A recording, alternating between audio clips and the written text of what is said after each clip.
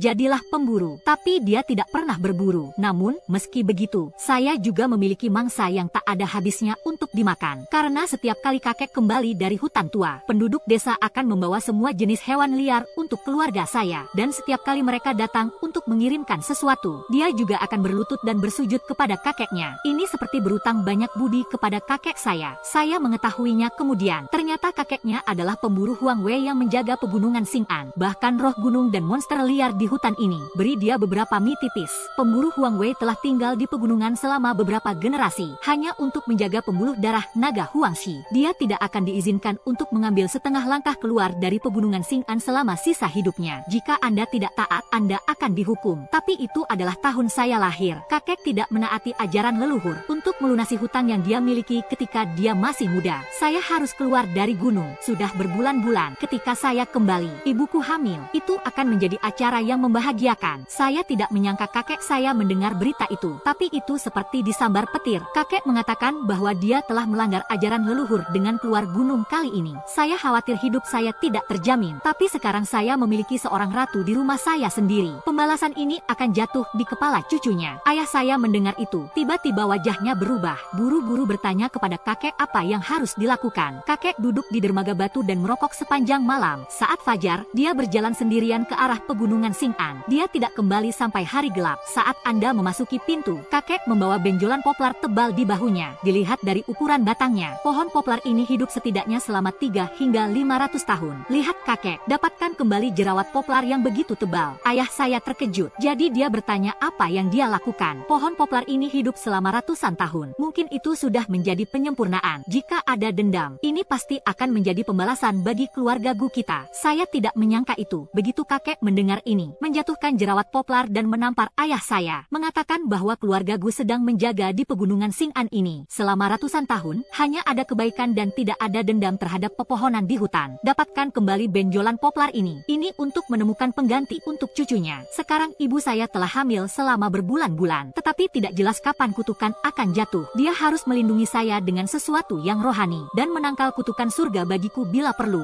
Sejak hari pertarungan, kakek mendirikan tenda di halaman. Dia tidur di dalamnya dengan poplar. Ini adalah hujan atau angin sejati. Itu berlangsung seperti ini selama berbulan-bulan. Itu adalah malam ketika ibu saya melahirkan saya. Langit berbintang tiba-tiba mendung. Antara pegunungan dan hutan yang tersapu angin, ada ratapan. Kakek memiliki niat untuk melihat langit. Jalan rahasia itu tidak bagus. Buru-buru meminta ayah saya untuk tinggal di rumah untuk merawat ibu saya. Sesaat kemudian, hujan lebat turun. Guntur bergulir di awan gelap. Tiba-tiba, terdengar meringkik binatang buas yang tak terhitung jumlahnya di depan pintu halaman. Sekilas, kakek tidak bisa menahan diri untuk tidak terkejut. Di depan kompleks, ada ratusan binatang buas di hutan yang berbaring tengkurap. Selain hewan kecil seperti burung pegar, kelinci, dan kulit kuning, bahkan ada binatang besar seperti harimau dan beruang hitam. Binatang buas ini berlutut. Lihatlah ke langit dan meratap. Kakek langsung mengerti. Keluarga Gu telah menjaga pegunungan Xing'an selama ratusan tahun. Semua binatang buas ini telah diberkati oleh keluarga Gu. Sekarang saya tahu bahwa keluarga saya dalam masalah. Saya datang sekarang untuk berdoa bagi surga dan bencana bagi saya, untuk membalas kebaikan masa lalu. Saat itulah itu terjadi. Kilatan petir ungu menebas rumahku. Saat petir jatuh, jerawat poplar itu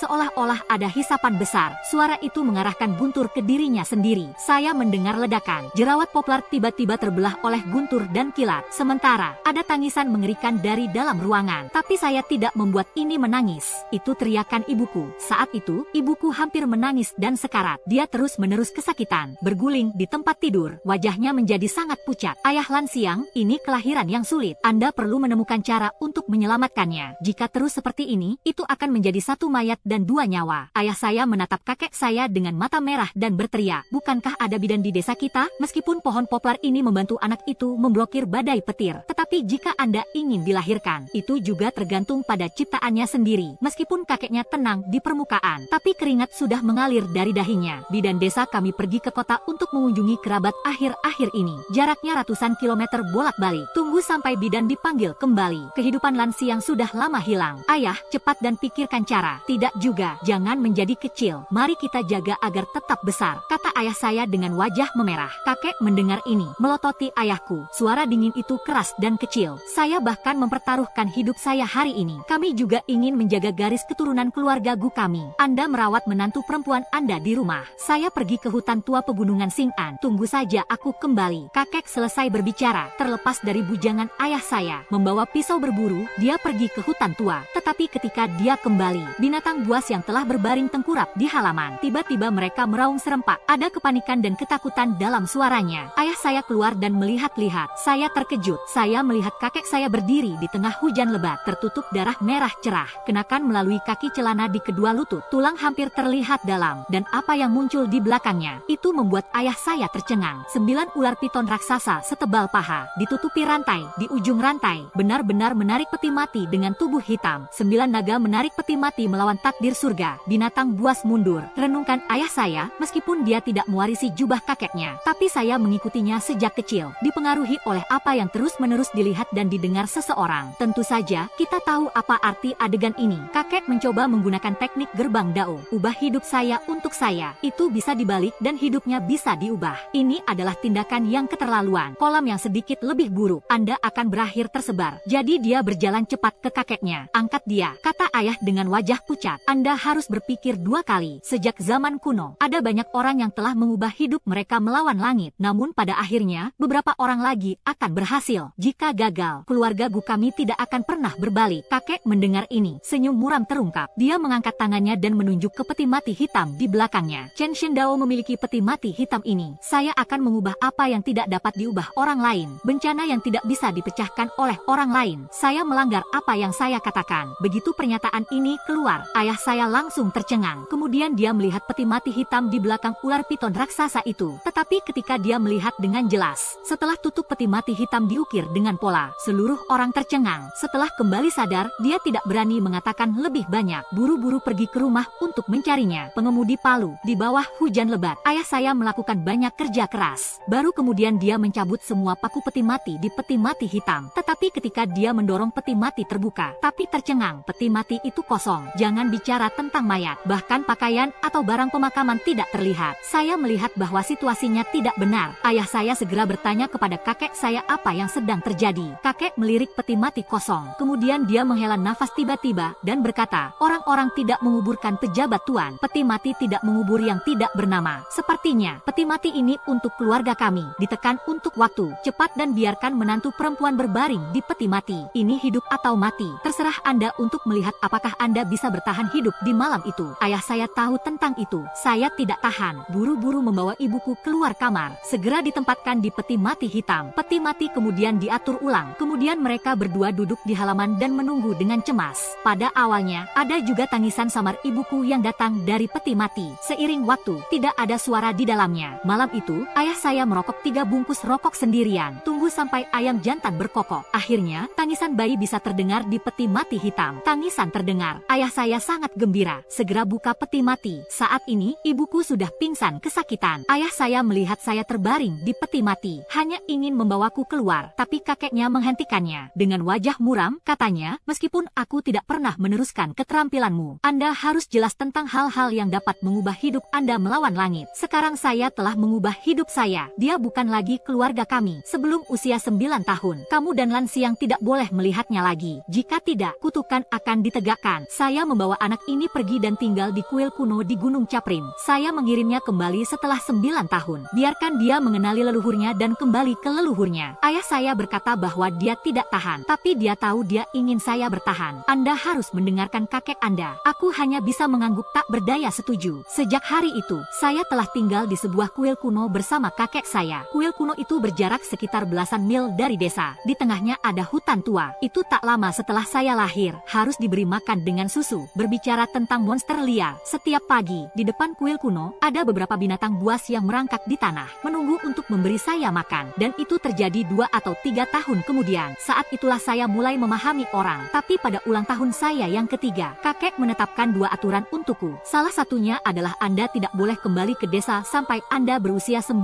tahun. Yang kedua adalah Anda tidak boleh memasuki aula samping kuil kuno. Jika Anda melanggar aturan, itu akan mematahkan kakiku. Saya belum pernah melihat kakek saya terlihat begitu kejam. Ketakutan, saya dengan cepat mengangguk setuju. Saya tidak memiliki kesan tentang orang tua saya. Saya tidak ingin terburu-buru kembali ke desa. Tapi dia semakin penasaran dengan aula samping kuil kuno. Hubungi saya sebagai sutradara. Pintu kayu aula samping telah dikunci. Saya belum pernah masuk. Saya bahkan tidak tahu apa yang ada di dalamnya. mendengarnya. Tapi saya tahu, kakek akan mengambil keuntungan dari saya setiap malam saat saya tidur, masuk ke aula samping, dan setiap kali saya kembali, dia selalu memiliki bau darah yang kuat padanya. Menurut penilaianku, itu harus darah manusia. Meskipun saya memiliki keraguan di hati saya, tapi saya tidak berani bertanya. Tapi itu sehari sebelum ulang tahun saya yang ke-9. Saya akan kembali ke jalur yang benar dengan hidup saya. Semuanya terganggu. Sejak itu, saya telah memulai jalan yang tidak bisa kembali. Hari itu, kakek pergi berpatroli di hutan seperti biasa. Tinggalkan aku sendirian untuk menjaga rumah di kuil kuno. Sama seperti saya sedang bermain di lumpur di depan kuil kuno. Tiba-tiba, ada angin kencang. Saya hanya ingin kembali ke kuil kuno dan mencari gaun untuk dikenakan. Tiba-tiba, saya mendengar suara rendah dan serak seorang pria. "Bayi kecil, kemana pergimu?" Saya melihat ke belakang. Seorang pria berjubah hitam. Dia berdiri lebih dari selusin meter jauhnya. Pria itu berusia awal 30-an. Dia memiliki 2 kumis di bibirnya. Sepertinya monyet dengan paruh tajam. Dia tidak terlihat seperti pria yang baik. Bertahun-tahun, kecuali kakek, pria Montenegro ini adalah orang pertama yang saya temui. Tentu saja, saya menolak. Jadi saya berkata dengan marah bahwa kakek saya pergi ke hutan tua. "Siapa kamu?" Begitu pria Montenegro itu mendengar bahwa kakek saya tidak ada di rumah, matanya tiba-tiba bersinar dengan emas. Dia mengangkat tangannya dan menyisir janggutnya dari bibirnya. Mata berkedip, tertawa dan katakan, "Aku teman kakekmu. Kudengar kamu akan kembali ke desa besok untuk mengenali leluhurmu dan kembali ke leluhurmu. Saya datang ke sini untuk memberi selamat kepada Anda." Ini sedikit hati. Saat dia berbicara, pria Black Mountain itu keluar dari pelukannya, tarik keluar beberapa potong barang mewah. Dia menyerahkannya kepada saya. "Ini disebut permen. Sungguh manis bahwa Anda telah tinggal di kuil kuno ini selama bertahun-tahun. Kurasa aku belum memakannya." Jangan menunggu saya berbicara. Pria Montenegro itu telah melucuti sepotong permen dari lapisan gula. Saya tidak bisa menahan godaan untuk sementara waktu. Dia berjalan ke arah pria itu. Saya mengambil permen itu dan memasukkannya ke dalam mulut saya. Dalam sekejap, bau manis meledak di mulut. Saya tinggal di kuil kuno selama hampir 9 tahun. Saya belum pernah makan sesuatu yang begitu enak. Jadi saya segera menurunkan kewaspadaan saya. Berkenalan dengan pria Montenegro. Dia diundang ke dalam rumah. Setelah pria Montenegro memasuki rumah, matanya terus melirik sekeliling. Akhirnya, matanya tertuju pada aula yang terkunci. Apa yang ada di ruangan ini? Bagaimana masih terkunci? Kakek saya tidak pernah mengizinkan saya masuk ke aula surgawi. Dia juga mengatakan bahwa jika dia masuk, dia akan mematahkan kaki saya. Jadi saya juga tidak tahu apa yang ada di sana. Saya melihat pria gunung hitam itu dan berkata tanpa daya, "Dengarkan ini." Pria Montenegro itu berdiri, berpegangan tangan di belakang punggungnya di depan pintu. Kemudian dia berkata bahwa tuanmu tidak akan membiarkanmu masuk. Saya tidak mengatakan saya tidak akan membiarkan orang lain masuk. Aku teman baik kakekmu. Saya pikir saya harus memiliki kualifikasi untuk masuk dan melihat-lihat. Tahun, kakek saya tidak pernah mengizinkan saya masuk ke aula samping. Dan dia masih menyelinap masuk dan menggumamkan sesuatu di dalam setiap hari. Pasti ada sesuatu yang sangat penting di dalamnya. Kakek saya belum kembali. Biarkan dia masuk. Bukankah itu melanggar aturan? Saya hanya ingin menghentikannya. Tanpa diduga, dentang di telingaku. Ketika saya melihat pria Montenegro ini telah menggunakan batu, hancurkan kunci pintu. Saya melihatnya berdiri di depan pintu, siap untuk melangkah ke pintu. Saya segera berlari ke depan untuk memblokirnya. Tapi ketika saya sampai di pintu, secara tidak sengaja melirik ke dalam. Tiba-tiba, hatiku bergetar. Tertutup peti mati yang benar-benar hitam ditempatkan di tengah aula samping. 8 poplar setebal lengan dibentuk menjadi bagua. Pegang di bagian bawah peti mati. Tanah ditutupi dengan kertas rune kuning. Hal yang sama berlaku untuk dinding sekitarnya. Tidak ada cahaya di seluruh aula samping. Ini memberikan perasaan yang sangat menindas. Meskipun peti mati terbuat dari kayu, saya tidak tahu terbuat dari kayu apa. Tapi samar-samar Anda bisa mencium bau di udara. Ada aroma yang menyegarkan. Setelah melihat peti mati hitam yang disimpan di Katamachi, saya terguncang. Ketika saya masih muda, saya mendengarkan kakek saya membicarakannya berkali-kali. Apa yang terjadi ketika saya lahir? Sulit untuk menjadi peti mati hitam ini. Gigitan itulah yang menjawab kelahiran saya. Tepat ketika saya kagum, pria Montenegro itu melewati saya dan langsung pergi ke aula samping.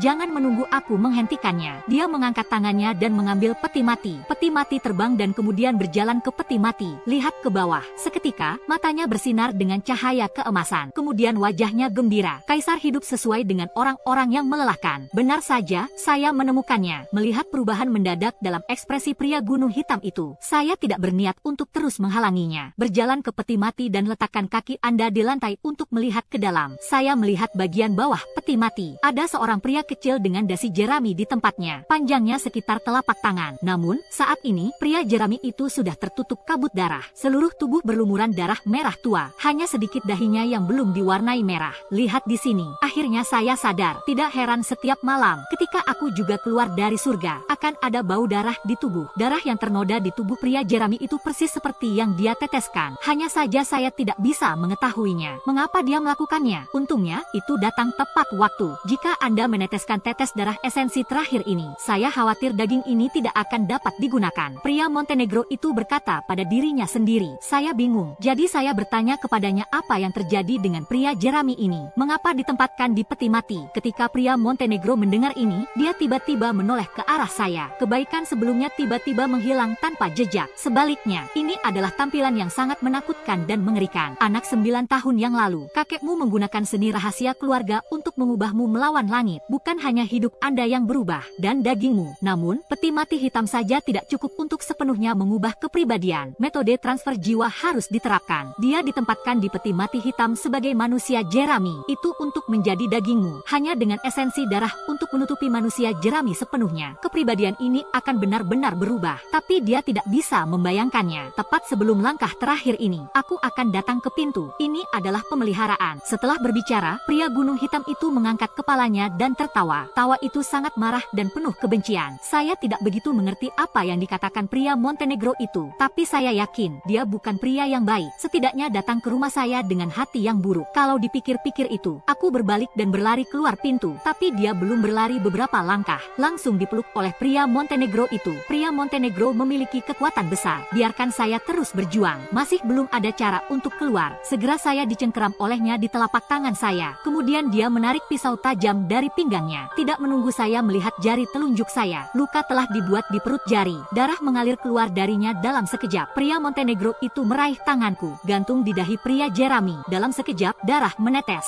Isi saja celah di dahi pria Jeremy. Setelah seluruh tubuh pria Jeremy itu berlumuran darah, manusia Jeremy di peti mati benar-benar menyalakan api dari udara tipis. Tidak butuh waktu lama untuk berubah menjadi abu. Pria Montenegro itu tertawa gila. 9 tahun kerja keras. Tanpa diduga, saya memecahkannya dengan satu trik. Orang tuaku tidak lebih dari itu. Dengan itu, pria Montenegro itu menendangku dengan satu tangan. Berjalan keluar pintu dengan cepat. Tepat ketika dia berjalan keluar dari gerbang kuil, bentuk tubuh tiba-tiba bertepatan. Aku, Guzanting, belum mati. Kamu berani memukul ide cucuku. Jika saya mati, kamu orang kasar belum menjungkir balikan langit. Saya mencarinya. Mau tidak mau saya sangat gembira. Orang yang berbicara tidak lain adalah kakek. Pada saat ini, dia berdiri tegak beberapa meter jauhnya. Matanya penuh dengan rasa dingin. Ini memberi orang rasa penindasan yang kuat. Oleh karena itu, Chan Tingli mengubah hidupnya melawan langit. Itu bertentangan dengan jalan surga. Anda adalah pria jalanan. Tak terduga sulit diatur. Apakah kamu tidak takut dengan hukuman surga? Pria Montenegro itu benar, tapi tubuhnya terus gemetar. Hukumannya juga membiarkan surga menghukumku. Apa kamu berani berteriak di depanku? Suara kakekku baru saja jatuh. Tutup tangan Anda dengan cepat. Kemudian arahkan ke langit dengan satu tangan. Dalam sekejap, cahaya putih jatuh. Pukul persis pria Montenegro. Dalam sekejap, pria Montenegro itu jatuh ke tanah. Tubuh kejang-kejang tak terkendali. Ada juga lolongan menyedihkan yang keluar dari mulutnya. Melihat pria itu melepaskan dan bangun. Kemudian dia segera berlari cepat ke arah kakeknya. Tidak apa-apa, Zhenling. Kakek saya menatap saya dengan ramah dan bertanya. Saya baik-baik saja. Dengan apa dia? Mengapa kamu ingin menyakitiku? Aku bertanya, menunjuk ke pria Montenegro yang jatuh ke tanah. Sampah dari keluarga abu-abu tidak layak disebut. Karena dia ingin mengambil dagingmu, maka aku akan menghancurkannya sekarang. Kemudian diskusikan keadilan dengan keluarga abu-abu. Setelah kakek saya selesai berbicara, segera ikat simpul dengan tangan. Tapi tepat ketika dia hendak bergerak, tiba-tiba ada kejutan. Kemudian dia memuntahkan seteguk darah. Tiba-tiba, wajah ayah saya menjadi sangat pucat. Tidak ada darah. Melihat ini, saya segera mengangkatnya. Jangan menunggu saya bertanya. Wajah ayahku pucat dan jalan besi biru mengguncang semangat. Peti mati hitam di aula surgawi tidak bergerak. Kakek, dialah yang masuk ke aula samping, menjatuhkan darahku pada pria Jeremy. Aku menunjuk ke pria kulit hitam yang jatuh ke tanah. Begitu pernyataan ini keluar, kakek saya sangat marah. Muntahkan seteguk darah lagi. Seluruh orang pingsan dengan lemah. Saya tidak menyangka kerja keras saya selama 9 tahun akan. Saya seharusnya tidak punya. Hutan tidak boleh pergi. Mata kakek saya merah saat dia berbicara. Tubuhnya gemetar terus-menerus.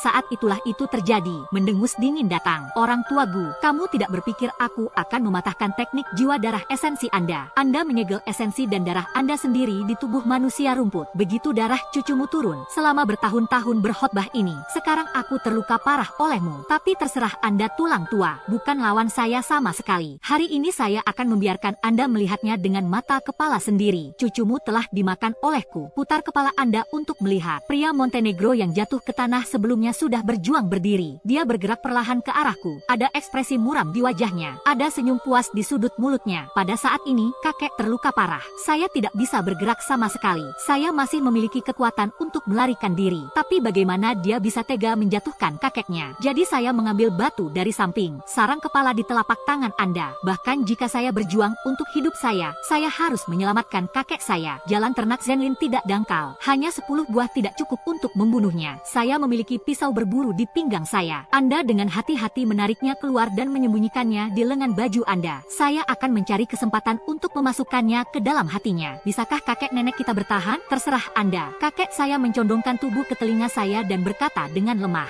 "Saya belum pernah membunuh ayam sejak saya lahir. Sekarang ayah saya telah meminta saya untuk membunuh seseorang." Untuk sesaat saya sedikit takut. Tangan yang memegang batu itu mulai gemetar. Ayahku sepertinya melihat ketakutan di hatiku. Raja berbisik, "Jika kamu tidak membunuhnya, dia akan membunuh kita. Saya tahu Anda berhati-hati untuk bersikap baik. Tapi sekarang saya bahkan tidak bisa menyelamatkan hidup saya sendiri. Apalagi yang harus dibicarakan tentang kebaikan dan kejahatan. Dia akan segera datang." Tarik pisau Anda dengan cepat. Melihat pria Montenegro semakin dekat dan dekat dengan kakek kita, saya tidak perlu banyak khawatir saat ini. Saya menarik pisau berburu dari pinggang kakek saya dan menyembunyikannya di lengan baju saya. "Sembunyikan saja pisau berburu." Pria Montenegro telah datang kepadaku. Dia mengulurkan tangan dan meraih keras saya dan mengangkatnya ke udara. "Buka mulutmu untuk menunjukkan taringmu." Itu menggigit leherku. Pada saat kritis ini, aku menarik pisau berburuku dari lengan bajuku. Ketika dia melihat dada pria kulit hitam itu, dia menikamnya. Ketika dia bereaksi, pisau berburu sudah mendengus ke dadanya. Untuk sesaat, pria kulit hitam itu mengoceh kesakitan. Ketika Anda melepaskan tangan Anda berguling di tanah. Saya sangat ketakutan sehingga saya bergegas ke sisi kakek saya dan melihat ke belakang. Pada saat ini, luka di dada pria Montenegro. Asap putih terus-menerus membubung keluar. Sekitar beberapa saat kemudian, dan dia berhenti bergerak. Tunggu hingga kabut putih menghilang. Seekor tikus abu-abu besar muncul di tanah. Saya terkejut dan takut. Pukul saya, bahkan jika dia belum pernah melihat hal aneh seperti itu. Bagaimana kakek, orang baik, menjadi tikus?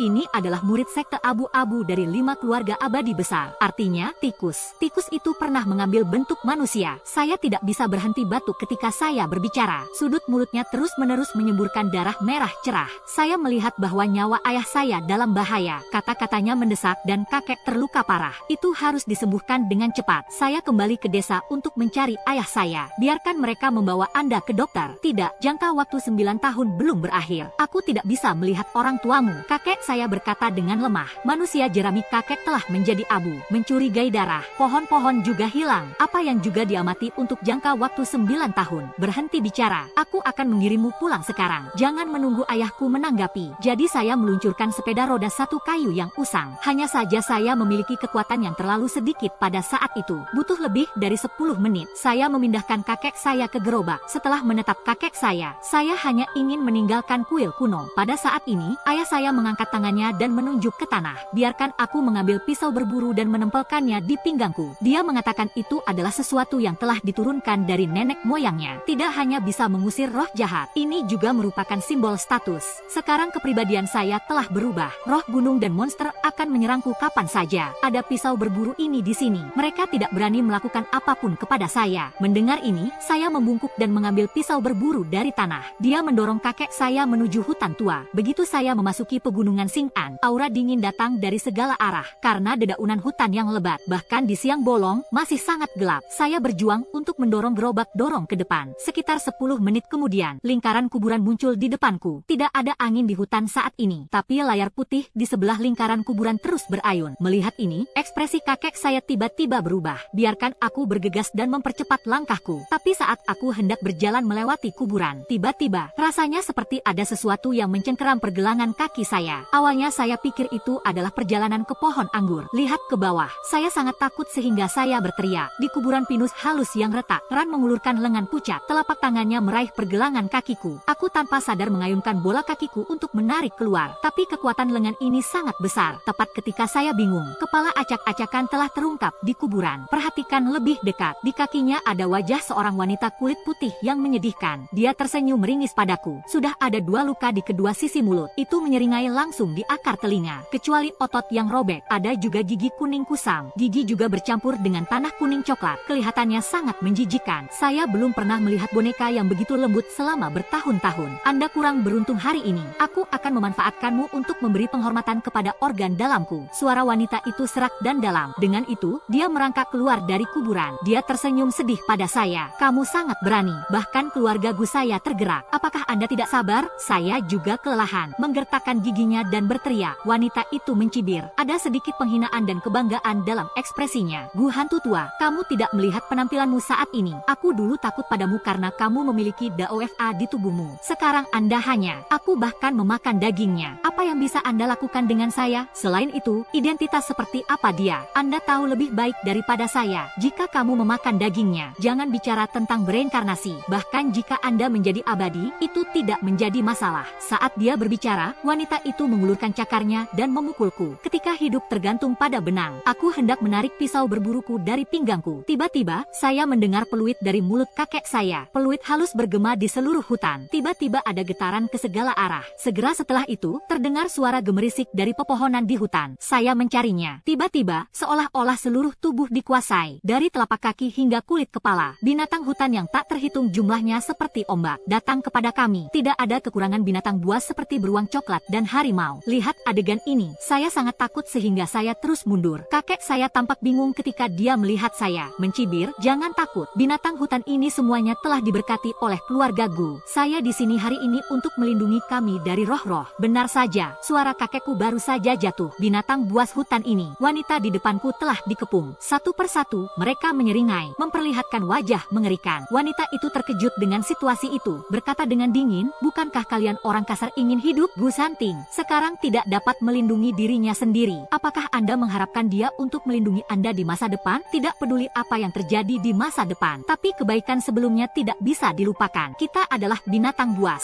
tetapi dia juga memiliki hati yang benar. Jika Anda berani menggerakkan jari Guye dan yang lainnya hari ini, kami akan berjuang untuk hidup kami. Aku akan mencabik-cabikmu juga. Biarkan jiwamu terbang. Kehidupan kekal tidak akan terlampaui. Kata-kata ketidakpercayaan. Anda coba saja. Seorang pria berkulit kuning berdiri tegak, berdiri di tempat. Tatapannya muram pada wanita itu. Penampilan itu benar-benar seperti manusia. Ini baru saja dikatakan. Binatang buas tiba-tiba mengeluarkan raungan yang menghancurkan bumi. Di bawah penindasan yang begitu intens, wanita itu gemetar. Suara itu dingin. Andalkan spesies Anda. Tunggu hantu tua Gu mati. Aku akan menghancurkanmu satu persatu. Kamu menungguku. Setelah wanita itu selesai berbicara, dia berubah menjadi kabut putih dan bubar. Dan kulit kuning yang telah berbicara sebelumnya berbalik menghadapku. Kata bayi kecil itu dengan senyum ramah. Anda dapat mendorong kakek Anda keluar dari hutan dengan tenang. Kami melindungi bersama Anda. Ada sekte jahat di hutan ini bersama kami. Aku tidak berani melakukan apapun padamu. Keluarga telah merawat anak-anak dan cucu-cucu kami selama beberapa generasi. Sekarang keluarga Gu dalam masalah. Sudah waktunya bagi kita untuk membalas budi. Suara Huang Pizi baru saja jatuh. Binatang buas di hutan pergi ke depan mobil dan membuka jalan. Binatang buas lain yang lebih kecil melindungi empat. Benar-benar mengelilingi kami berdua di dalamnya. Sebelumnya, saya takut pada binatang hutan ini. Sekarang saya melihat mereka dilindungi dengan sangat hati-hati. Saya menjadi lebih berani. Akhirnya keluar dari hutan di malam hari. Lihatlah sekeliling. Langit penuh awan di kejauhan. Asap ikal dari antara pegunungan. Kurasa itu desa tempat orang tuaku tinggal. Guye, sekarang kami telah mengantar kakek dan cucu Anda keluar dari hutan. Seharusnya tidak ada lagi bahaya. Anda akan dapat memulihkan diri saat Anda kembali. Jika berguna, datanglah ke tempat kami. Meskipun pembukaan, pria berkulit kuning itu melompat di depan mobil, menatap kakeknya dan berkata dengan sungguh-sungguh, saya khawatir tulang tua ini tidak akan bertahan lama. Kebaikan keluarga Gu kepadamu, itu masih pada cucuku. Hidupnya tidak berubah. Jika Anda bisa bertahan hidup dengan keberuntungan, itu pasti akan melalui banyak bencana. Ini pasti akan berguna bagi Anda di masa depan. Saya harap Anda bisa datang untuk menyelamatkan. Saya, Gu Santing, ingin mengucapkan terima kasih sebelumnya. Meskipun saya menanggung rasa sakit yang parah, saya menanggungnya. Tundukkan tanganmu kepada binatang buas di hutan. Kemudian dia mengangkat tangannya dan melambai, mendesak saya untuk berjalan ke arah desa. Sebelum matahari terbenam, saya akhirnya kembali ke desa. Saya belum pernah tinggal di desa ini selama 1 hari pun sejak saya lahir. Tapi itu memberi saya perasaan yang sangat akrab. Saya bahkan merasa seolah-olah saya tahu jalan pulang. Setelah memasuki pintu masuk desa, akan ada deretan pohon poplar. Belok kiri setelah pohon poplar keempat, Anda akan melihat sumur kering. Berjalan melalui sumur kering dan belok kanan sampai kita pulang. Jangan menunggu kakekku selesai. Saya hanya dengan tegas mengatakan, dengarkan saya. Kakek saya menatap saya dengan mata terbelalak, wajah putih yang menyedihkan. Ada ekspresi tidak percaya. Shenlin, bagaimana Anda tahu di mana rumah kami? Anda belum pulang untuk berkunjung selama 9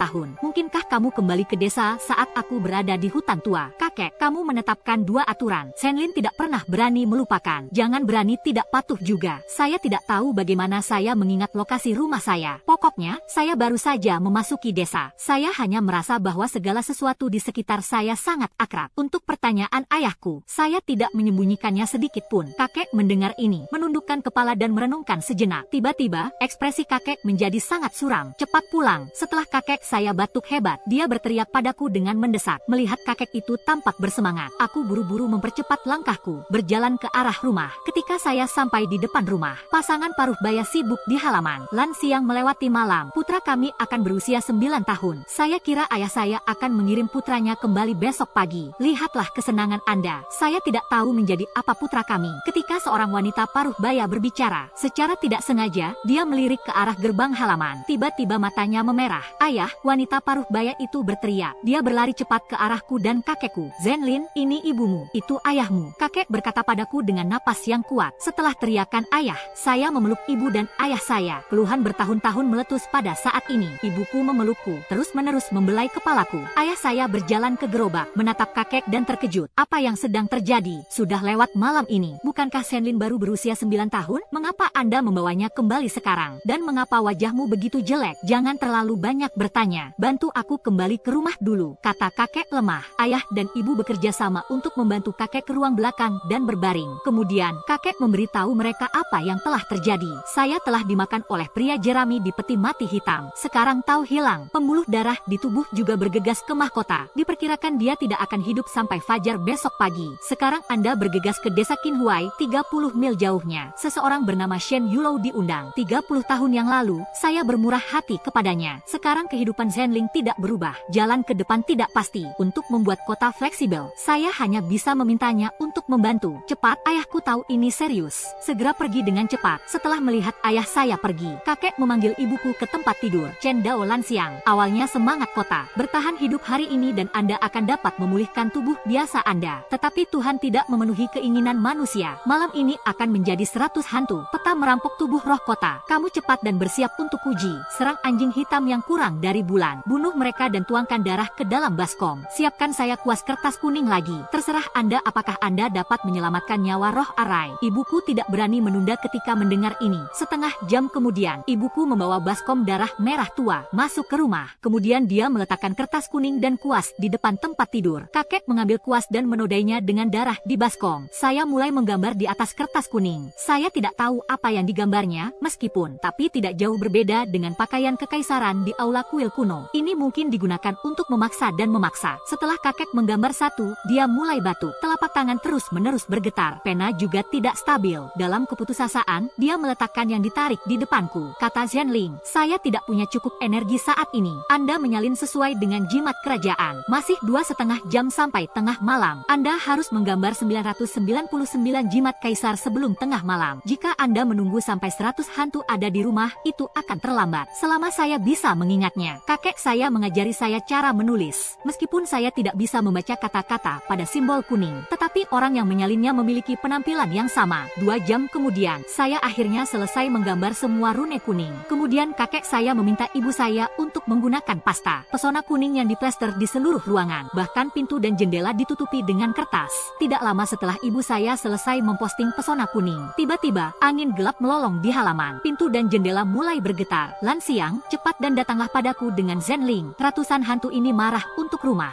Jika Anda tidak berhati-hati, Anda akan terkikis oleh Yin Qi. Saya akan memberi Anda beberapa poin spiritual untuk membuka pikiran Anda. Ingatlah untuk tidak membuat kebisingan apapun yang Anda lihat. Keringat sudah mengalir dari dahiku ketika aku berbicara. Ibuku tidak berani ragu-ragu. Dia memeluk saya dan mendatangi ayah saya. Kakek kemudian menggigit ujung jarinya. Sedikit darah di dahi saya dan dahi birahi ibu saya. Seketika, saya merasa jauh lebih sadar. Saat angin di halaman menghilang, ledakan obrolan datang ke telingaku. Dan yang paling membuat saya takut adalah itu. Di luar jendela, ada bayangan hitam, seolah-olah kawasan itu penuh dengan orang. Tiba-tiba, ada ketukan keras di pintu. Menantu perempuan buru-buru membuka pintu. Aku kembali. Saya mendengar ayah saya berteriak di luar pintu. Ketika ibu saya bangun dari tempat tidur, dia siap membukakan pintu untuknya. Saya mengulurkan tangan dan meraih lengan ibu saya. Ibu berbisik, jelas bukan ayahku di luar pintu ini. Jaraknya 60 mil dari desa kami ke desa Qinhuai. Bagaimana ayahku bisa kembali secepat itu? Sesuatu di luar pintu pasti tidak bersih. Begitu pernyataan ini keluar, ibuku terkejut. Ketakutan, dia segera duduk kembali di tepi tempat tidur. Pada titik ini, ketukan di pintu berhenti. Segera setelah itu, terdengar suara melengking dan menusuk. Gu Old Ghost dikatakan bahwa ayah harimau tidak memiliki anak anjing. Putra Anda tidak memiliki banyak pekerjaan. Cucunya memiliki beberapa kemampuan. Sekarang Anda tidak dapat melindungi diri sendiri. Serahkan saja cucumu. Kami berjanji untuk tidak menyentuh sehelai rambut pun dari Anda yang lain. Satu kehidupan untuk 3 orang. Itu sepadan tidak peduli berapa banyak yang Anda hitungkan. Layak kentut. Keluarga Gu kami berada dalam garis keturunan yang sama. Bagaimana Anda bisa berada di sini bersama putra saya? Mengaung bahwa jika Anda tidak takut mati, masuklah. Meskipun saya telah mengatakan bahwa tahu hilang, tapi pisau berburu masih ada di tanganku. Saya telah menjangkau generasi. Tidak masalah untuk membunuh beberapa imp lagi sebelum Anda mati. Gulau Ghost pergi untuk pergi. Seorang cucu. Mengapa repot-repot mengubur kehidupan sebuah keluarga? Bagaimanapun, Anda tahu kehidupan anak ini. Bahkan jika dia diselamatkan, dia bisa hidup selama beberapa hari. Lebih baik merendahkan kami, persetan, dengan kehidupan cucuku. Hari ini, saya memiliki kamar mayat untuk bertarung dan diamankan. Bahkan jika Raja Surga dan Lao Zu datang, tidak mudah untuk melakukannya. Di antara kata-kata, ayah saya tiba-tiba mengeluarkan pisau berburu yang tertancap di pinggang saya. Manfaatkan tren. Dengarkan saja suara pop. Rasa dingin melintas di udara. Kebisingan di halaman. Dering tiba-tiba berakhir. Saya melihat keheningan yang mematikan di halaman. Jadi dia dengan berani pergi ke jendela dan melihat keluar. Tiba-tiba terdengar ledakan berdengung di kepala. Merinding menggulung. Ada puluhan atau ratusan orang berdiri di halaman. Orang-orang ini dimutilasi. Kulit pucat. Terlebih lagi, mereka masih mengenakan pakaian warna-warni. Seorang dokter hewan tidak terlihat seperti orang yang hidup. Saat ini mereka berdiri berturut-turut. Ini seperti naga panjang. Begitulah, saya hanya ingin kembali dan memberitahu kakek saya. Sekarang, seorang wanita berpakaian putih memberi perintah. Pria di depan, lurus menuju pintu. Pada saat menabrak pintu kayu, ada ledakan. Jimat kuning yang menempel di pintu memancarkan cahaya keemasan yang menyilaukan. Diikuti oleh pria itu dikeluarkan oleh cahaya keemasan ini selama beberapa meter. Setelah mendarat, itu menghilang menjadi kabut putih. Melihat pria itu dimusnahkan oleh cahaya keemasan ini, orang-orang jahat di halaman memiliki ekspresi panik di wajah mereka. Tidak berani mengambil langkah lain. Pada saat ini, wanita berbaju putih yang memberi perintah sebelumnya meliriknya dengan dingin. Mengangkat tangannya, dia meraih leher orang di depannya dan mencubitnya dengan keras.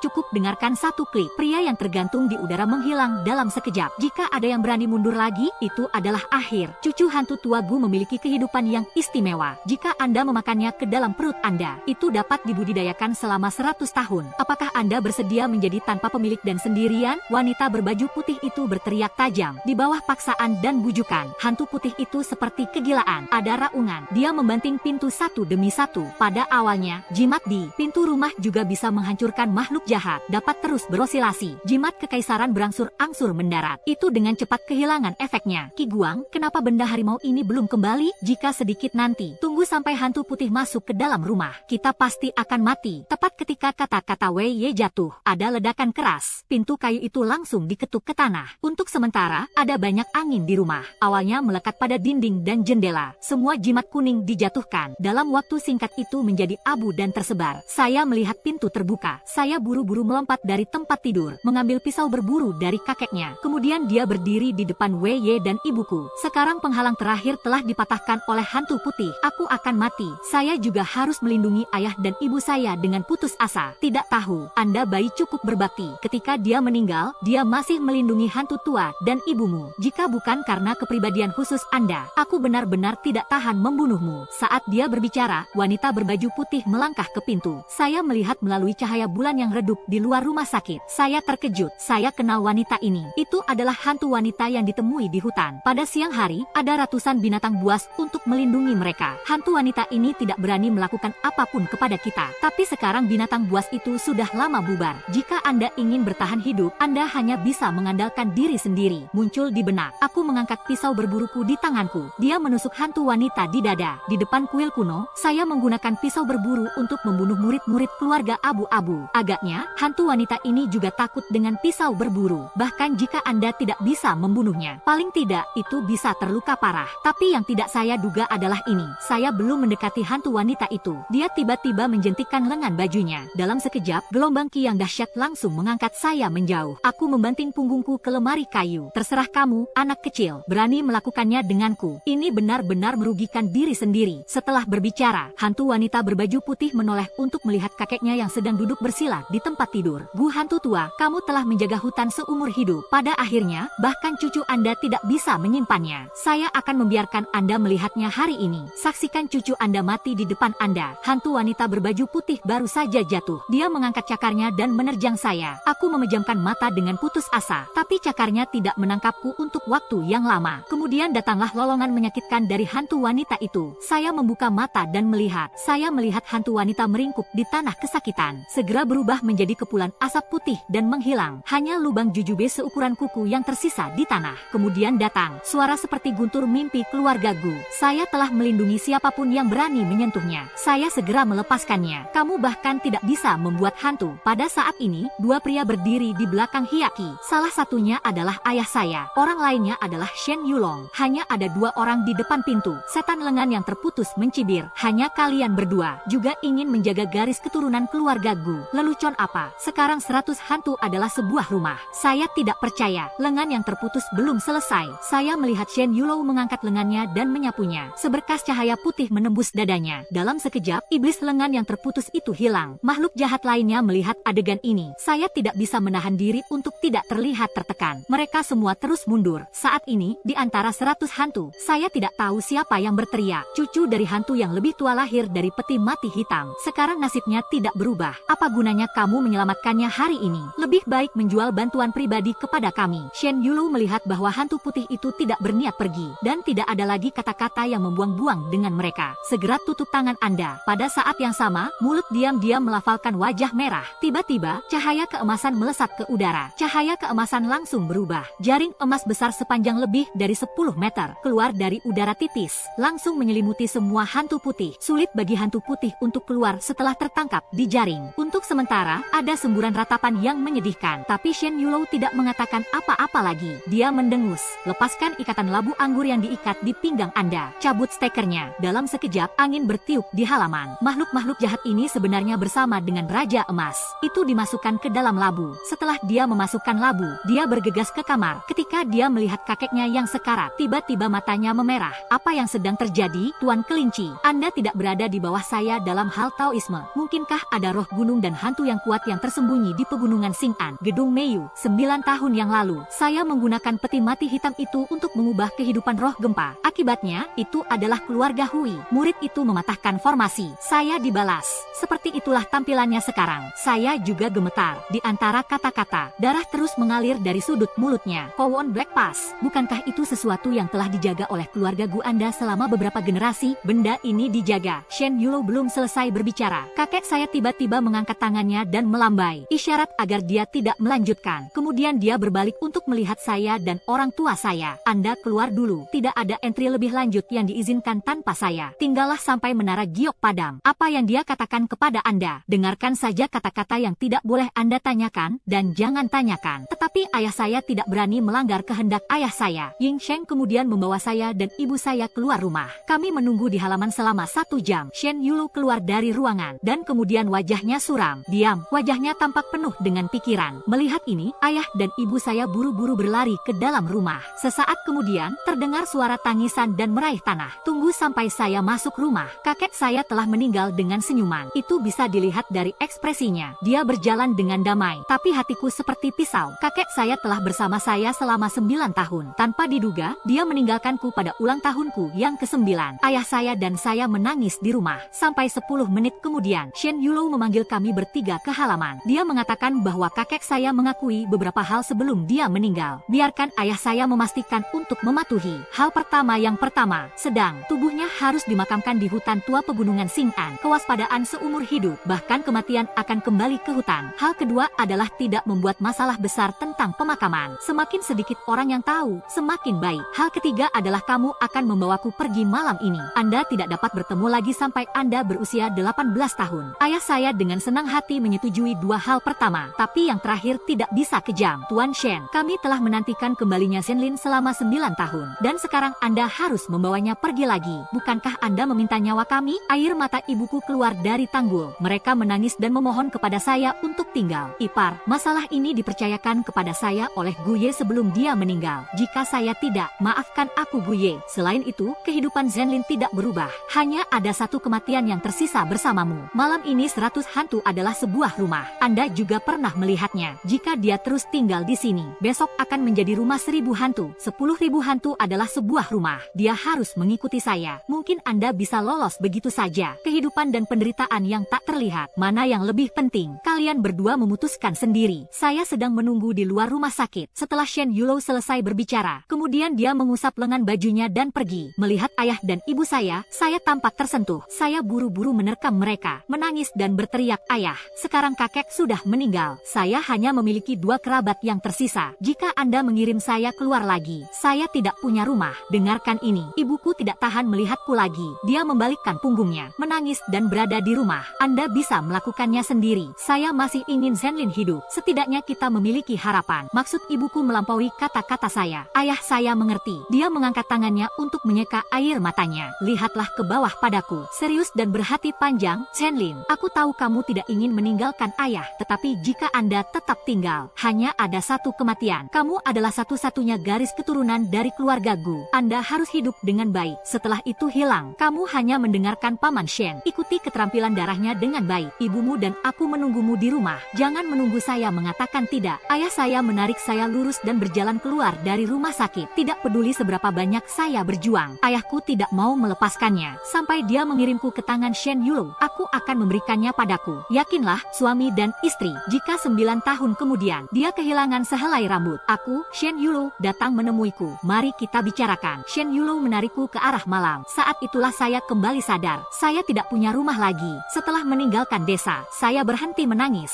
Karena saya tahu, bahkan jika mereka berjuang mati-matian, Shen Yulou tidak akan membiarkanku pergi. KAI Shen Yulou tidak mengatakan sepatah kata pun. Cepat sendiri. Hanya beberapa saat kemudian, kami tiba di suatu tempat 3 atau 5 mil jauhnya dari desa. Lihat ke belakang. Desa-desa di bawah pegunungan sudah lama hilang. Ketika saya bingung, saya dengan santai melihat ke bawah. Saya tidak merasakan getaran di hati saya. Langkah kaki Shen Yulou tidak terlihat, tidak meninggalkan satu jejak pun. Dia mengambil selangkah demi selangkah. Meski jaraknya tidak jauh berbeda dengan orang biasa, tapi itu beberapa kali lebih jauh dari orang biasa. Pada saat itu, saya tidak bisa menekan rasa ingin tahu batin saya. Jadi saya memiliki keberanian untuk bertanya kepada Paman Shen, "Mengapa Anda berjalan diam-diam dan tidak terlihat dan begitu cepat? Apakah Anda menggunakan beberapa teknik rahasia tahu? Orang biasa takut harus lari terburu-buru untuk mengejar ketinggalan. Ini disebut perjalanan Tuhan, bahkan bukan Taoisme. Itu dapat dipelajari oleh siapa saja yang bertubuh sehat. Jika Anda ingin belajar, aku akan mengajarimu. Meskipun Anda tidak dapat menempuh jarak ribuan mil dalam sehari, tapi Anda tidak akan lelah dalam jarak 100 mil. Buru-buru setuju. Berjuang untuk membebaskan diri dari belenggunya. Aku akan membiarkan Shen Yulou mengajariku keterampilan sekarang. Sekarang bukan waktunya untuk pegunungan dan pegunungan tandus. Anda istimewa. Orang-orang jahat di dunia ingin menguliti Anda dan kram, minum darah dan makan daging. Sekarang mereka semua menatap sekeliling. Tunggu sampai aman. Dan sebelum mengajarkan keterampilan, Anda harus mengatakan ya kepada saya. Shen Yulou tenang. Tidak ada yang terburu-buru. Saya masih tidak bisa mendengar napas sedikit pun. Saya mendengar Shen Yulou mengatakan bahwa kejahatan mengintip. Aku buru-buru menyapu pandanganku ke hutan belantara dan pegunungan. Tapi ada keheningan yang mematikan di bawah kuil. Jangan bicara tentang sosok manusia. Bahkan tidak ada satupun binatang buas di pegunungan yang terlihat. Jangan melihat kurangnya kultivasi Anda. Tidak bisa membuka mata hantu. Jika Anda tidak ingin melihat kabut, bahkan jika Anda membuka kelopak mata, Anda tidak dapat melihatnya. Menurut apa yang dikatakan Shen Yulou, karena dia bisa melihat hal-hal jahat, itu pasti telah membuka mata hantu. Samar, sepertinya aku tidak terlalu menjijikan lagi pada Shen Yulou. Sebaliknya, saya sangat tertarik padanya. Kalau saja saya bisa mempelajari Taoismenya. Ketika saatnya tiba, Anda tidak hanya dapat melindungi diri sendiri, itu bisa lebih melindungi ayah dan ibuku. Dalam keadaan linglung, Shen Yulou sudah menjemputku. aku ditempatkan di bagian belakang. Biarkan aku tidur nyenyak. Hubungi saya ketika Anda sampai di tempat itu. Saya segera tertidur di jalan pegunungan yang bergelombang. Saya tidak tahu berapa lama saya tidur. Ketika saya bangun, saya sudah di tempat tidur. Lihatlah sekeliling. Fasilitas di rumah ini belum sempurna. Selain meja, kursi, bangku, dan tempat tidur kayu, tidak ada yang lain. Dan Shen Yulou sedang duduk di salah satu kursi. Lihat aku, Paman Shen. Di mana kita? Apakah ini rumah Anda? Aku menggosok mataku yang mengantuk. Duduk, menatap Shen Yulou dan bertanya. Ini adalah hotel daerah desa Qinhuai, bukan tempat untuk menginap. Aku akan membawamu ke tempat lain. Tapi sebelum itu, ada satu hal lagi yang perlu dilakukan. Peti mati hitam 9 naga tempat Anda dilahirkan saat ini masih ditempatkan di kuil kuno Gunung Tandus.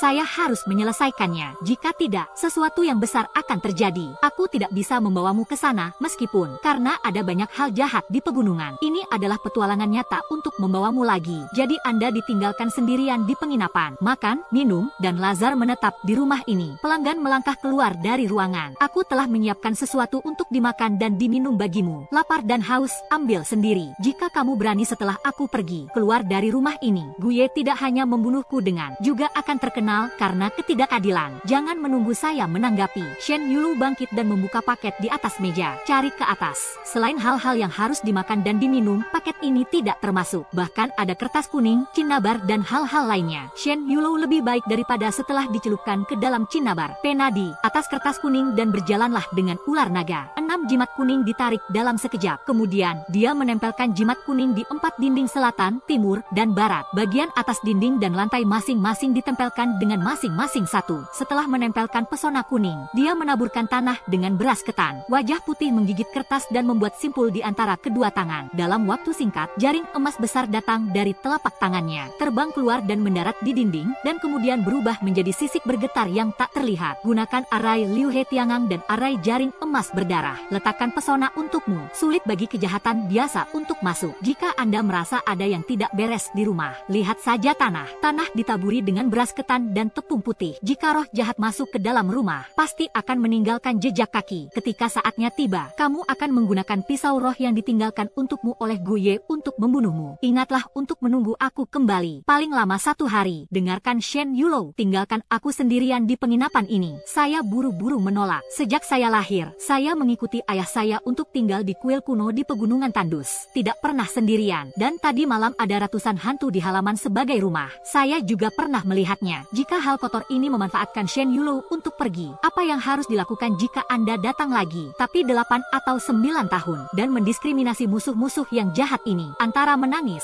aku akan bangun dari tempat tidur. Tapi Shen Yulou berbalik dan langsung keluar. Bahkan tidak menatapku. Saya tidak peduli memakai sepatu. Berlari tanpa alas kaki ke pintu. Dia siap untuk keluar dari pintu. Tapi yang tidak saya duga adalah ini. Shen Yulou benar-benar mengunci pintu secara langsung. Tidak peduli bagaimana saya melewati pintu kayu. Masih tidak bergerak. Saya duduk di depan pintu dan menangis. Saya lelah menangis dan tertidur dalam keadaan linglung. Saya tidak tahu berapa lama saya tidur. Ketika saya bangun, di luar sudah gelap. Langit dingin dan berbintang. Bulan yang cerah menggantung di langit. Untuk sesaat, saya merasakan kesepian yang tak ada habisnya. Tidak ada suara dalam 4 ronde. Hanya suara angin dingin yang menderu-deru di luar jendela. Dari tadi malam hingga sekarang, saya tidak makan apa-apa. Saya lapar untuk waktu yang lama. Setelah berjuang untuk bangun, saya tidak bisa takut. Berjalan ke meja, buka paket kain merah, dan dia mengeluarkan makanan darinya, melahapnya. Setelah makan, pikiran panik saya berangsur-angsur menjadi tenang. Masih di tempat tidur, lihatlah keluar jendela. Di belakang penginapan ada gurun yang luas. Gulma telah berakar. Tarik ke atas.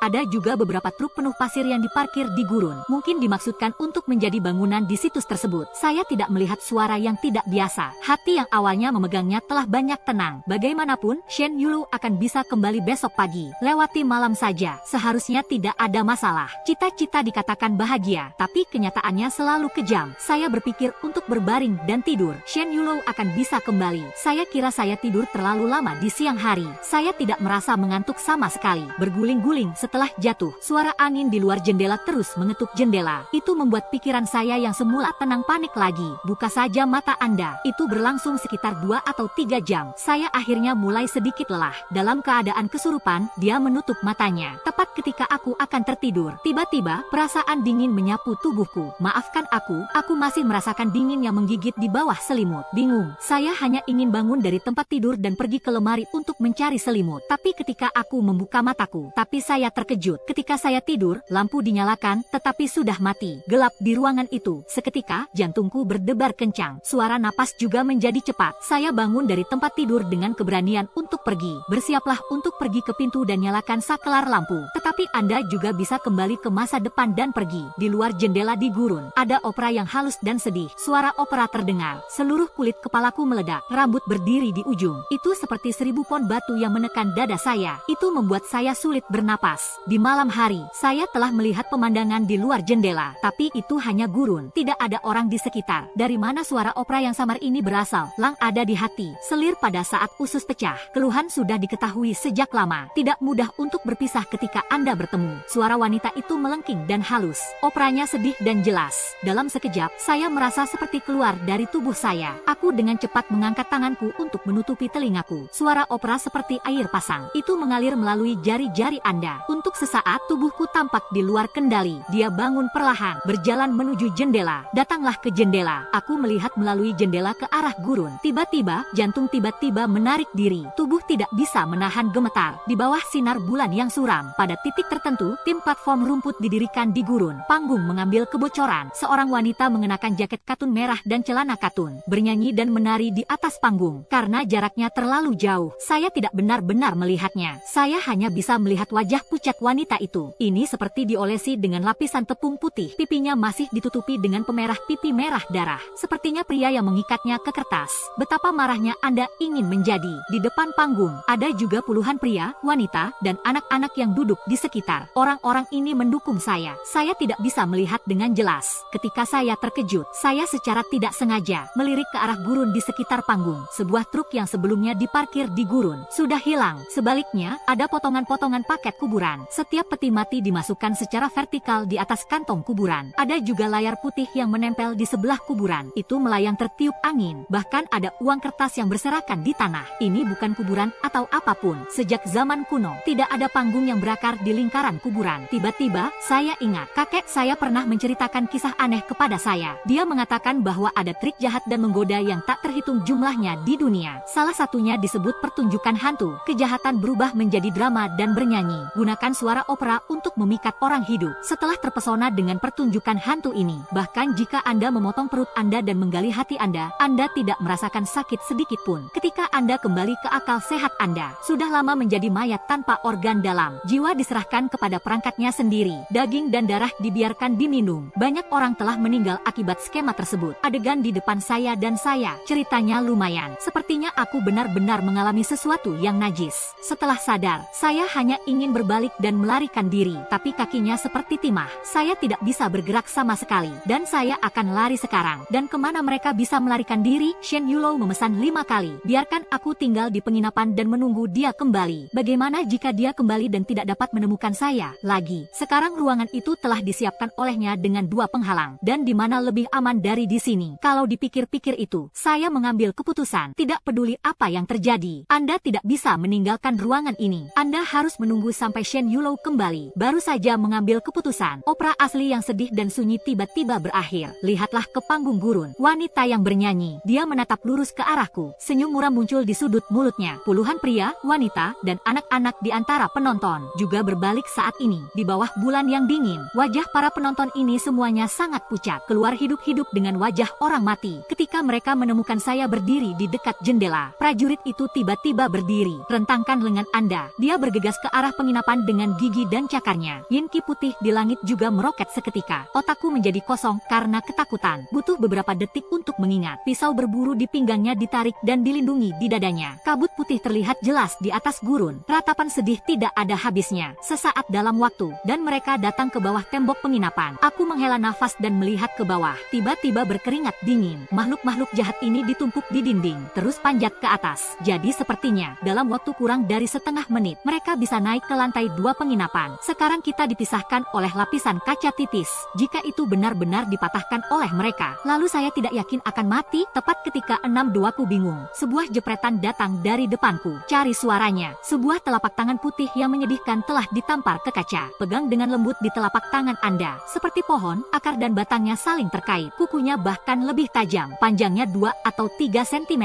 Lihat adegan ini. Aku berteriak ketakutan. Tapi catatan ekor belum belum menghilang. Jimat kuning yang melekat pada kaca. Lingkaran cahaya emas dilepaskan dari udara tipis. Lingkaran cahaya menembus tubuh kabut jahat seperti pedang tajam. Dalam sekejap, semua kabut jahat yang naik berubah menjadi kabut putih dan menyebar. Dia tidak pernah terlihat lagi. Kabut jahat melihat bahwa ruangan itu dikelilingi oleh penghalang. Semuanya berhenti menyerang, berkumpul di sekitar dinding penginapan dan melambaikan tangan Anda. Ekspresinya mengerikan dan menakutkan. Bahkan terdengar suara ocehan di mulutnya. Sepertinya anak Anda benar-benar tidak sederhana. Itu tiba-tiba diserang oleh susunan Liu He Tiangang pada saat yang sama. Dan perlindungan arai jaring emas berdarah. Tapi aku akan membiarkanmu pergi. Semangat yang belum pernah terlihat dalam 1000 tahun ini. Sayang sekali, karena kita tidak bisa masuk. Kemudian lepaskan diri Anda. Wanita di atas panggung selesai dengan suara mata-mata dan halus. Setelah itu, dia menyanyikan opera lagi. Hanya saja kali ini operanya lebih aneh. Bisa instan, saya merasa seolah-olah ada tangan besar yang tak terlihat. Tarik kulit kepala saya dari atas kepala saya. Sepertinya itu akan menguras jiwaku. Diiringi dengan suara opera. Saya tidak memiliki kendali atas tubuh saya. Kendurkan telapak tangan Anda. Pisau berburu jatuh di tempat tidur. Dan tangan kananku. Dia bahkan mengulurkan tangan ke penjaga jendela. Lihat di sini. Saya baru mengerti apa yang dimaksud wanita penyanyi dengan apa yang dia katakan barusan. Dia ingin saya membuka jendela dan melompat keluar sendiri. Mau berkata bahwa jika dia akan jatuh sampai mati jika dia melompat dari lantai 2. Bahkan sepatu itu melonjak di pinggiran dinding listrik aluminium. Itu juga akan menghiasi saya sejak awal. Saya putus asa untuk membebaskan diri. Tapi saya tidak bisa mengendalikan telapak tangan saya. Segera, telapak tanganku sudah mencengkeram pegangan jendela. Dengarkan saja derit. Jendela dibuka olehku. Dalam sekejap, nafas dingin mengalir masuk melalui celah-celah di jendela. Saya tertiup angin dingin di luar jendela. Kepalaku menjadi jauh lebih ringan. Tiba-tiba teringat bahwa saya juga telah memperingatkan saya. Dia mengatakan bahwa tidak ada apa-apa selain darah dalam tubuh manusia. Ada juga darah menstruasi yang murni. Ini memiliki tujuan untuk menghilangkan kejahatan dan menghancurkan kejahatan. Salah satunya adalah ujung jari telunjuk. Yang kedua adalah ujung lidah. Darah menstruasi di ujung lidah lebih murni daripada darah menstruasi di ujung jari. Jika saat Anda menemukan hal jahat, darah menstruasi dapat digunakan untuk menyebarkannya. Meskipun tidak bisa mengusir semua hal jahat di dunia, tetapi hal-hal jahat pada umumnya tidak menjadi masalah. Saya melihat bahwa celah di jendela semakin lebar dan lebar. Saya mengalah. Aku menggigit ujung lidahku dengan keras dengan gigiku. Seketika, bau darah yang menyengat keluar dari mulut. Tangan besar tak terlihat yang meraih kulit kepalaku sebelumnya. Ini seperti dipotong oleh pinggang. Hatiku jatuh. Jiwa tampaknya berada di tempatnya. Setelah mendapatkan kembali sensasi di anggota badan, saya dengan cepat menutup jendela lagi. Wanita yang berdiri di atas panggung saat ini melihat suara opera tidak berpengaruh lagi pada saya. Tiba-tiba, wajahnya menjadi muram, layak menjadi cucu dari hantu gulau. Saya bisa berpikir untuk menggunakan darah esensi yang murni untuk melawan. Sepertinya aku meremehkanmu, tapi hari ini aku pasti akan mendapatkan tanggamu. Saya akan menghabiskan seluruh hidup saya melakukannya. Penting juga untuk menerobos 2 lapisan penghalang ini. Suara wanita penyanyi itu baru saja jatuh. Embusan angin yang menakutkan menyapu gurun. Kemudian saya mendengarnya. Suara suona yang menakutkan dan langkah kaki yang berisik berdering dari jauh. Cari suaranya. 100 meter jauhnya di gurun. Sekelompok orang muncul begitu saja. Ada lusinan dari mereka. Mereka membawa kursi sedan besar. Saya tidak bisa menahan diri untuk tidak terengah-engah melihat pemandangan di depan saya. Saraf di sekitar tubuh tegang. Saya bahkan tidak berani terengah-engah untuk atmosfer. Hanya saja menatap kosong ke arah tim menuju panggung. Sudah beberapa dekade juga berani mengancam untuk mematahkan formasi setengah hu. Anda benar-benar tidak tahu cara menulis kata-kata mati. Karena Anda lebih baik mati daripada mencoba. Lebih baik membawamu semangat ini. Kultivasi untuk berbakti kepada saya. Saya terkejut. Ada suara lembut dan menawan di tengah jeritan. Tapi ada tanda gelap dalam nada. Wanita berbaju merah mendengar ini. Ekspresi Deng Shi tiba-tiba berubah. Ketika dia melihat peti mati hitam dan kursi sedan merah. Seluruh orang lumpuh ke tanah. Dan hal jahat yang bergegas ke arahku sebelumnya. Semua berlutut. Aku terus bersujud ke arah kursi sedan merah dan memohon belas kasihan. Saya tidak tahu apakah tuannya telah tiba. Kita akan pergi sekarang. Mintalah guru untuk memberi kami jalan keluar. Setelah wanita berbaju merah itu bersujud belasan kali. Kemudian dia bangkit dan pergi. Pada saat ini, suara itu terdengar lagi ke arah makroskopis. Datang sesuka Anda. Anda bisa pergi selama yang Anda inginkan. Tidak ada kesepakatan murah seperti itu di dunia. Karena aku bilang aku ingin kamu tinggal hari ini, maka Anda tidak bisa pergi kemanapun. Embusan angin bertiup saat dia berbicara. Gulung debu antara kabut putih dan debu. Saya samar-samar melihat pelatih mengangkat seorang wanita berpakaian hitam dan merah. Saya duduk bersila karena oklusi pelatih. Saya tidak bisa melihat dengan jelas. Saya melihatnya mengangkat tangan kanannya. Kilatan lampu merah muncul. Ini seperti ribuan tali sutra meledak dalam sekejap. Tali merah terbang keluar dari mobil sedan tanpa pengecualian antara wanita berbaju merah dan tangkai jahat. Wanita di kursi sedan menjentikkan pergelangan tangannya. Hal-hal jahat ini, mereka semua ditarik ke kursi sedan merah dengan tali merah. Segera setelah itu, teratai pengajaran jatuh. Selamat tinggal itu tidak baik. Beberapa detik setelah teratai jatuh, jeritan mengerikan terdengar. Ini seperti 1000 hantu meratap. Hanya sesaat suara itu menghilang. Ada keheningan yang mematikan di gurun. Tidak ada suara sama sekali. Saya berdiri di depan jendela, sedang melihat Hong Jiao. Saya tidak bisa memikirkannya. Ada ratusan makhluk jahat di atas gurun tadi. Sekarang tiba-tiba menghilang. Tampaknya keterampilan orang-orang di sekte sama sekali tidak biasa. Jika dia datang untuk menyelamatkan, maka saya masih memiliki cara untuk hidup. Jika niat ada di dalam diri saya, lalu saya tidak yakin akan mati. Jalannya dangkal, tapi kemenangannya ada di angka. Sekarang saya telah menghisap nafas jahat ini ke dalam tubuh anak laki-laki keluarga Gu. Sekarang giliran Anda. Sepasang tangan giok ramping mengangkat tirai sedan. Seorang wanita mengintip. Lihatlah melalui sinar bulan. Wanita itu mengenakan gaun hitam dan merah, mengenakan mahkota phoenix dan kerudung. Penampilannya juga sangat cantik. Meskipun dia berusia sekitar 30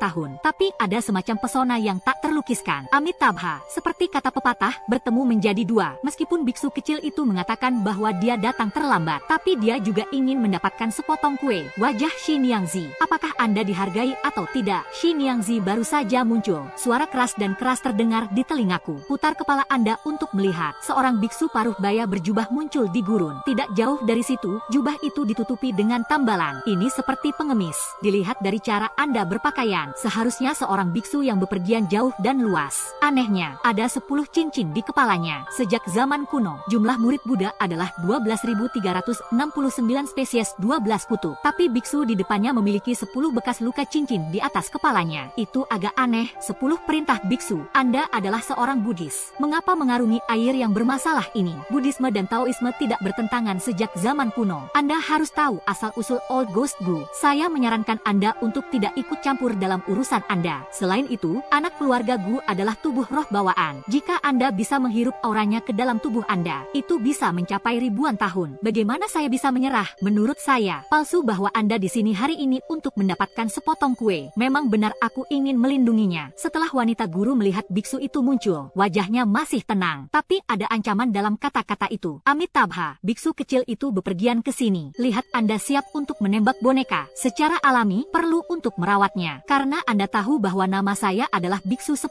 sila. Maka secara alami kita tahu apa yang lebih banyak ajaran itu. Biksu Shiji baik dan bermata baik. Ketika dia berbicara, dia selalu memiliki senyum ramah di sudut mulutnya. Melihat bahwa dia bermaksud untuk menyelamatkan, hatiku yang menggantung akhirnya berakhir. Biksu Shiji, anak ini adalah anggota keluarga Gu. Ini adalah semangat bawaan lagi. Mengetahui bahwa menyedot kekuatan spiritualnya dapat memperoleh kekuatan ribuan tahun. Mengapa Anda bersikeras untuk melindunginya? Shen Banhu sudah tidak ada lagi. Ini saat yang tepat untuk memulai. Lebih baik Anda dan saya mengambil kesempatan untuk bergabung, mengambil nyawa anak laki-laki keluarga Gu ini. Wajah Xin Yangzi serius saat ini. Saya bisa melihat bahwa dia sudah sedikit cemas. Itu adalah biksu dari alam batu yang berdiri di depannya. Tapi dia tidak berani menganggapnya enteng. Meskipun Anda adalah anggota keluarga yang, tapi dia mempraktikkan seni jahat universal. Hanya ada segelintir kejahatan yang bisa melawanmu. Mengapa Anda harus mengurus kehidupan anak dan cucu Anda? Menurut pendapat biksu kecil itu, Anda tidak melakukannya selama 1000 tahun. Ini untuk Shen Shizu, sesuatu di antara Anda berdua. Biksu kecil itu sudah lama mendengarnya. Hari ini, biksu kecil itu ada di sini untuk memberkati sampai Tuan Shen datang. Jika Anda memiliki sesuatu untuk dikatakan, katakan di depan wajah Anda. Mengapa mengambil nyawa orang untuk memeras para biksu alam batu? Masalah hari ini, Anda yang bertanggung jawab. Xin Yangzi langsung marah. Matanya berubah menjadi merah dan menakutkan. Di atas gurun, tiba-tiba, embusan angin naik. Penglihatan tiba-tiba di depan Anda. Biksu dunia batu masih baik dan bermata baik. Tidak ada kepanikan. Dia berdiri dengan satu tangan, duduk bersila di tanah. Ada kata-kata di mulut. Tampaknya melafalkan kitab suci Buddha. Pemblokir jalan mengucapkan selamat kepadanya. Kerangka yang tak terhitung jumlahnya muncul dari udara tipis di langit. Dihancurkan langsung ke arah biksu alam batu. Ini seperti tsunami di gunung. Luar biasa. Tapi biksu dari alam batu tidak bergerak sedikit pun. Masih duduk bersila di mulut tanah dan membaca kitab suci Buddha. Ditemani oleh kerangka terbang. Sebagian besar awan gelap yang bercokol di langit turun di bawah tekanan negatif. Lebih seperti telapak tangan raksasa yang tak terlihat. Selimuti biksu dunia batu. Melihat biksu dari alam batu masih duduk bersila. Bacakan kitab suci Buddha secara lisan. Tidak ada cara untuk menghentikannya. Hati Hatiku langsung naik ke tenggorokanku. Bahkan telapak tangannya berlumuran keringat. Pada saat-saat terakhir, saya tidak terlalu peduli. Jangkau dan dorong buka jendela. Dia berteriak ke arah para biksu dunia. Minggir, beberapa kerangka akan menghancurkanmu. Sebelum biksu dunia menanggapi, kerangka itu menghantam. Saya tidak berani melihat pemandangan di depan saya lagi. Saya harus memejamkan mata dengan panik. Dalam sekejap, terdengar suara menderu di telingaku. Sekitar beberapa detik kemudian, suara itu berangsur-angsur menghilang. Aku bergidik dan membuka mataku. Lihat ke arah biksu alam batu. Tapi pemandangan di depanku membuatku tercengang. Asap dan debu tersebar. Biksu alam batu masih duduk di tempatnya tanpa cedera. Kerangka yang datang sebelumnya, itu tersebar ke segala arahnya. Kerangka semuanya hancur. Sepertinya menabrak sesuatu yang keras. Itu agak aneh. Tidak ada tempat berlindung di sekitar biksu alam batu. Jadi bagaimana kerangka ini hancur? Ketika saya terkejut, suara 10 wanita terdengar di telingaku. Tiba-tiba, stopless lonceng Mei Anda telah dipraktikkan sedemikian rupa. Saya benar-benar meremehkan Anda. Perkara, kemudian gunakan izin abadiku untuk menemuimu. Saat dia berbicara, tuannya melompat ke depan. Setelah meninggalkan Sekte Hong, lengan merah menjentikan. Dalam sekejap, peti mati hitam besar terbang keluar dari bawah Sekte Hong. Saya baru saja mendengarnya berteriak. Peti mati hitam besar menembus awan dan ombak, langsung ke sungai Stone Realm. Peti mati hitam itu lebih besar dari kerangka sebelumnya. Beratnya juga menjadi perbedaan antara awan dan lumpur. Di antara langit, suara siulan tidak ada habisnya. Itu lebih seperti campuran ribuan ratapan hantu. Dalam sekejap mata, peti mati hitam itu sudah terbang di depan biksu alam batu. Tepat ketika jaraknya kurang dari setengah meter, ada ledakan keras. Peti mati hitam menghantam penghalang keras dari udara tipis. Aku menatap mataku. Saya tidak bisa menahan diri untuk tidak terengah-engah. Sekarang, sebuah lonceng emas muncul di sekitar biksu dunia batu. Lonceng emas ini langsung menyelimuti biksu dunia batu, dan peti mati itu tidak hancur di bawah benturan keras. Balik beberapa kali di udara dan mendarat secara vertikal di tanah. Wanita guru melihat petugas itu. Itu tidak retak. Wajah Wei Jinsong langsung menjadi suram. Saya melihat lengannya jatuh tiba-tiba. Ekspresinya bahkan lebih mengerikan. Setelah beberapa detik tenggelam, lengannya tiba-tiba terangkat. Dalam sekejap, pelangi meledak dari telapak tangannya, langsung ke Sersan Wan. Tepat ketika Sersan Wan terkena lampu merah, dalam sekejap tanah datar mendung dan berangin. Sersan Wan benar-benar berputar di antara tanah dari udara tipis.